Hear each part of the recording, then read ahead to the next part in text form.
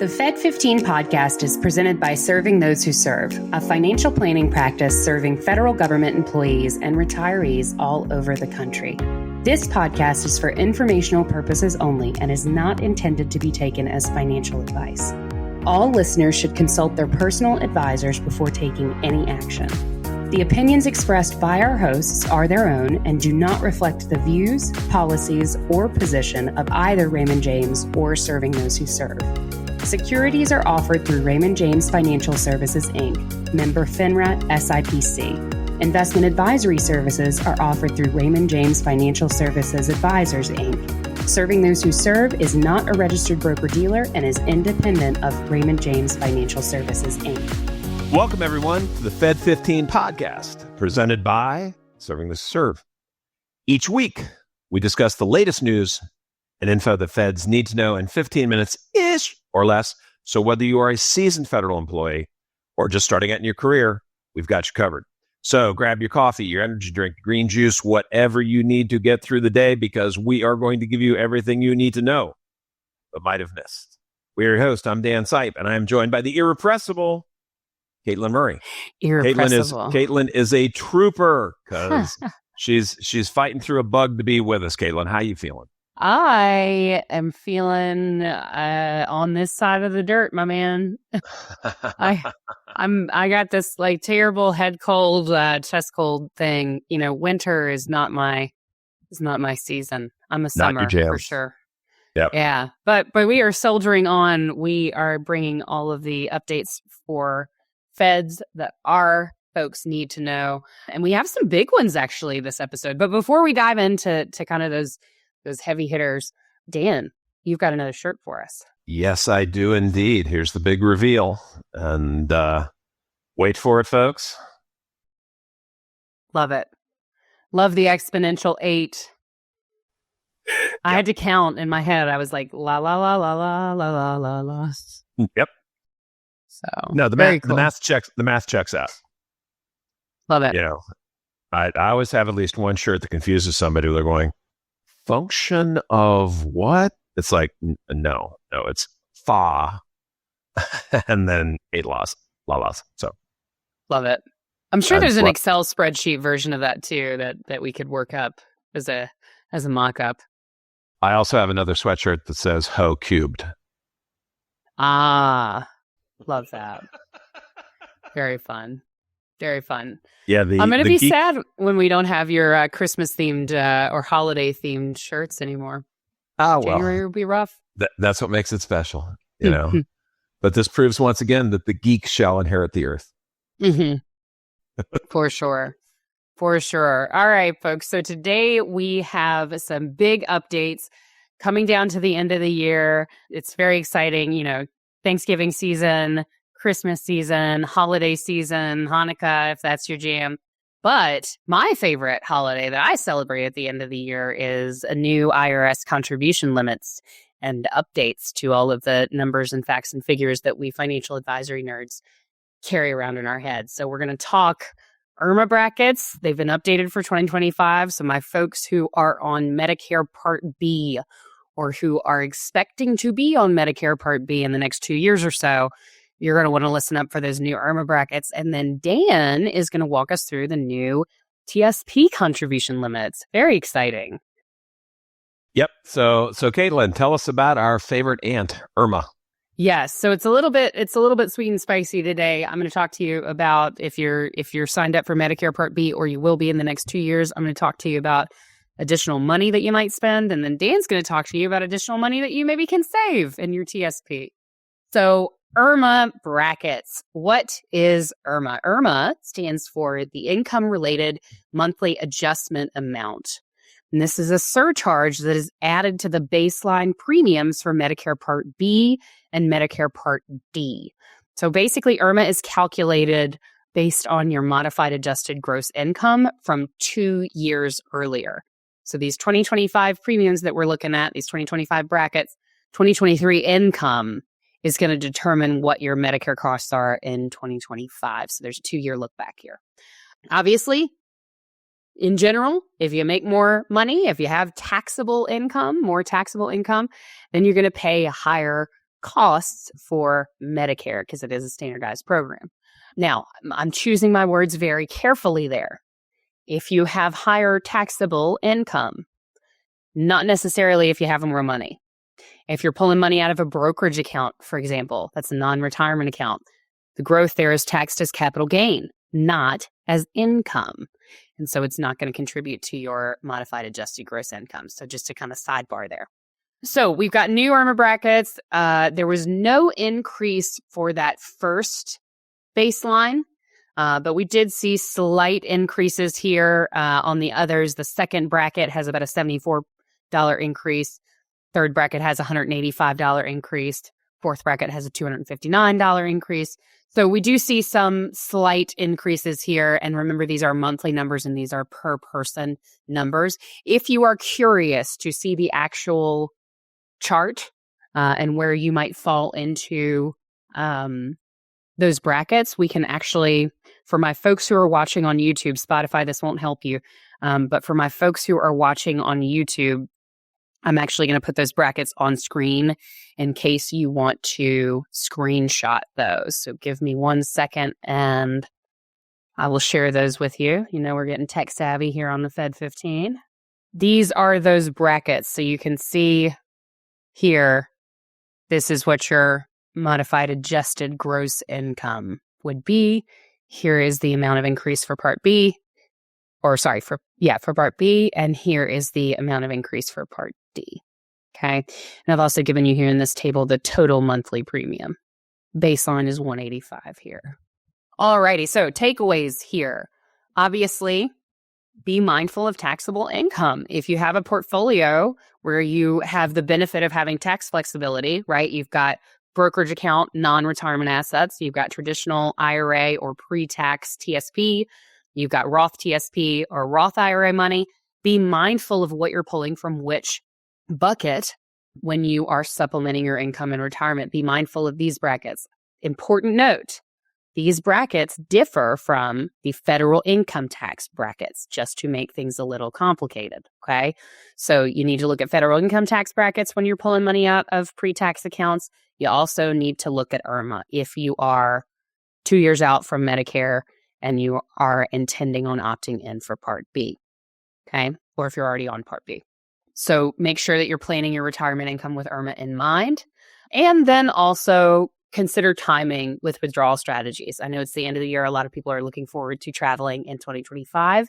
If you've got trip deposits and you can split it between 2 tax years, that could be a way to kind of lower your taxable income and reduce the impact of IRMAA, because once it does get increased, it stays increased for an entire year. Okay. So definitely take a look at, as far as to-dos, take a look at your retirement income and your taxable income forecasts. If all of this confuses you, you have no idea who IRMAA is or why she wants your money, consult with a Fed-focused financial planner for some tailored strategies regarding income. Okay. If you are proactive with your planning, you can make sure that IRMAA doesn't take a larger chunk of your retirement savings than is absolutely necessary, okay? That Medicare Part B is really valuable in a lot of people's situations, in a lot of cases, but we want to make sure we're being mindful of taxable income so that we're not paying more than maybe we need to be. Yeah? Good thoughts. And IRMAA's really strict. She is. She's very strict. If you go $1 over, unlike the federal tax brackets, which are progressive, right? If you go $1 over the 22% tax bracket, that next dollar that you went over is taxed at 24%, right? The rest is taxed lower. With IRMAA, you go over by $1, you pay the supplemental increase for a whole year. And if you are married, it's per person too. So you get kind of like a multiplier effect on that increase. So definitely be mindful of that. If you're curious, you want to get another look at that chart, or you're listening on Spotify and didn't get to see the screen share, check out our website at STWServe.com. You can find that article under my column there. 100%. Check it out. And we're coming up to a new year. And if you are regular readers, earlier this year, I read an article called January Jump, which is making sure that you don't fall behind on the periodic increases that come along with TSP. Well, we're doing our part for it now. We're reminding you, and we're going to give you all the stuff you need to know. Share this one with your friends. I want every person watching this to share this with 10 people. Okay, because this is how you don't forget it. So we have new contribution limits for 2025. So they're going up. That's good. Up is better. Bigger is better. More is better. Okay. And if you've been following me, you know this, and I'm going to keep beating this drum. Million is the minimum. Million is the minimum. Do not accept having less than $1 million in your TSP by the time you retire. Million is the minimum. Say it with me, folks. It's important. Million is the minimum. Oh, I'm sorry. I thought that was the audience participation portion. That's fine. That's fine. Can I get an amen? So the standard contribution limit is going up from $23,000 to $23,500. But don't forget, we need to do math here. So we're going to help you with the math. So you will want to start now to set it up for next year, and to maximize that, you want your biweekly amount to be $903.80. Okay, so go ahead and set that up. Also, if you are over 50, you can do a catch-up contribution. That's $7,500. So that takes it up to a total of $31,000. If you are specific ages, and we'll talk about this in a minute because I'm not salty about it or anything. Dan's favorite topic. We love it. But so if you are age 50 to 59, you can put away an additional $7,500. Okay. And that'll take you up to $31,000. How much should you be putting in for that? That's $288.46. Okay.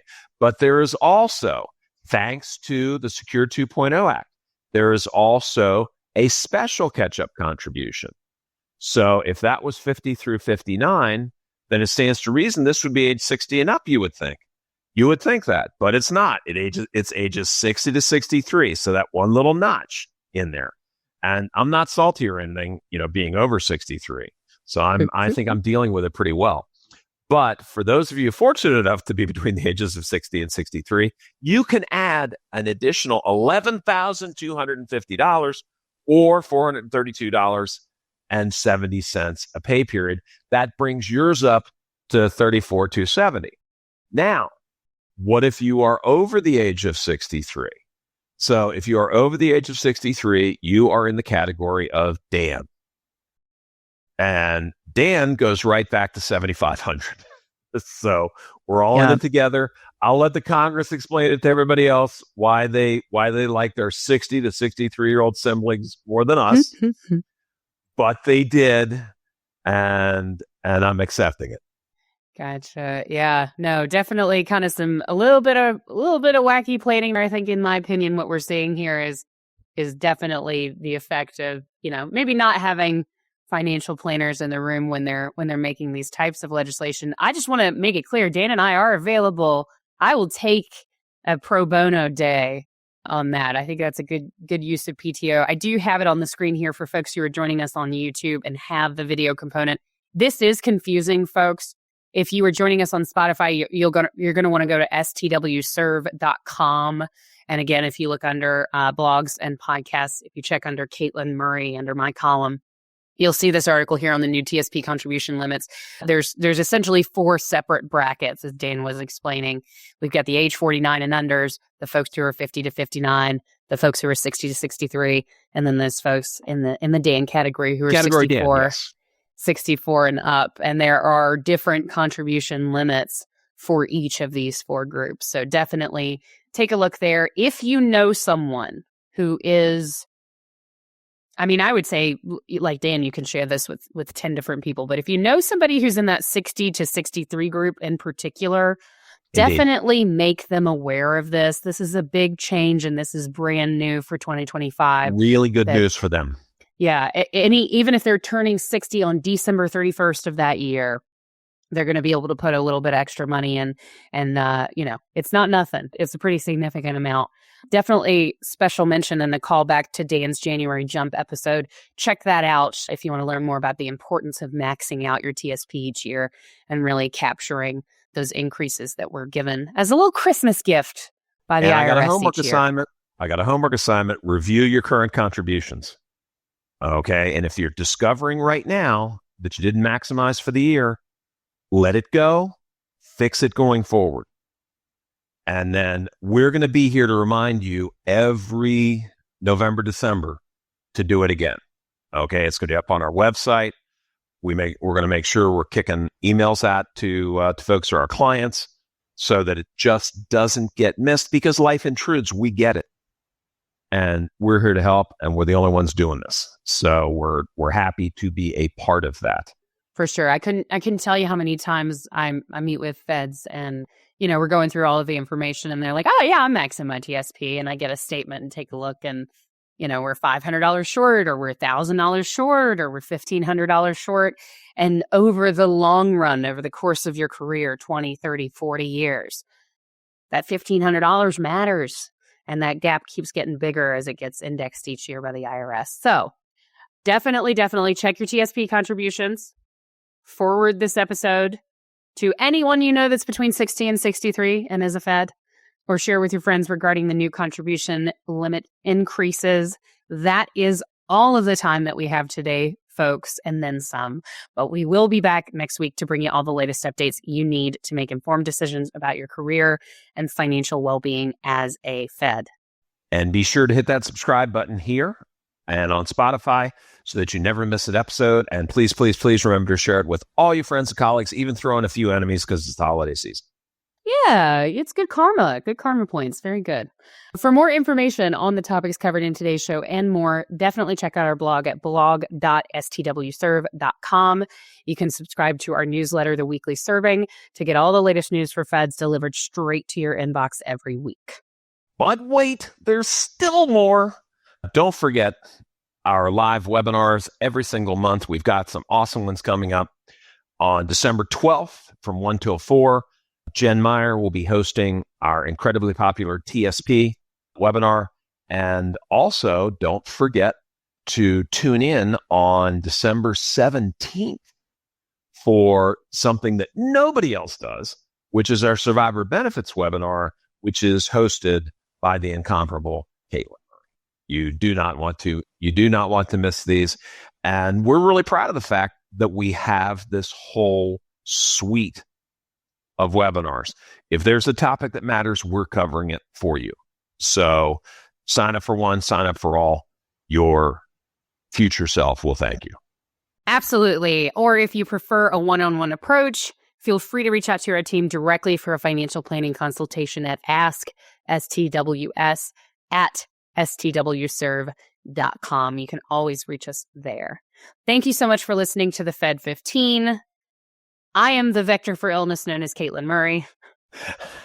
And I am the healthy and not bitter at all about the new TSP rules, Dan Sight. And we will see you next week, folks. Take care.